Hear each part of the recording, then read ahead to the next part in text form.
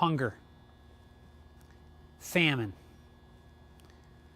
food riots, shrinking grain supplies, and soaring food prices.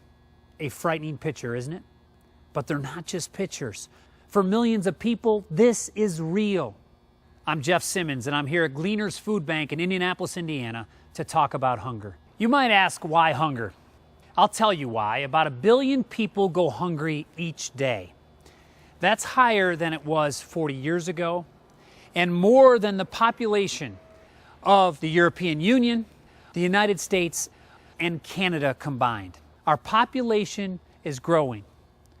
By the year 2050, the United Nations predicts the world population will grow to over 9 billion people. And to feed that many people, we'll need to produce 100% more food than we did in the year 2000. But where will the food come from? There's only so much land and water. Think about it. The World Wildlife Fund has called for us to freeze the footprint of agriculture, meaning produce more food, but use the same amount of resources we're using now. See, the United Nations says that 70% of this additional food must come from technology. Food is a basic human right for all people. I believe that, and I believe you do too. That's why food has to be affordable, and technology helps make that happen. But standing in the way is a myth you sometimes hear. A myth that says people don't want safe, efficient technology used in food production. How do we know it's a myth? Because we did some research, actually a lot of research, to find out what consumers think about technology and food. This research looked at 28 independent studies reflecting opinions and spending habits of nearly 100,000 consumers in 26 countries from around the world over the last decade. And it turns out that 95% of the consumers buy food based on taste, cost, and nutrition. The full study also showed that about 4% of these people are lifestyle buyers.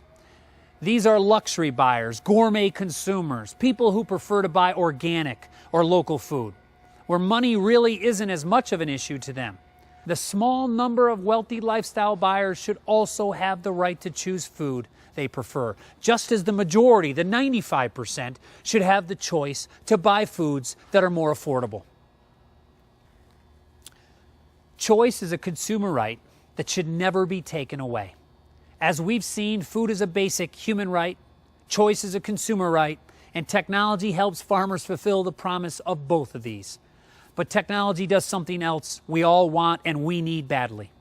By helping farmers produce food efficiently, technology helps create sustainability, which is environmentally right. Day after day, week after week, the people here at Gleaners Food Bank and the countless other food banks around the world do their best to help feed the hungry. Highly efficient food production can help end world hunger, lower food costs, protect consumer rights, and safeguard our natural resources. Achieving this requires that we all stand up to protect the rights of the entire food chain to use new and existing technology while protecting consumer rights. We can solve the problem of hunger. We can feed the world and protect the planet so that someday the people here at Gleaners can leave work at the end of their day, turn out the lights, and never return. To learn more, visit plentytothinkabout.org.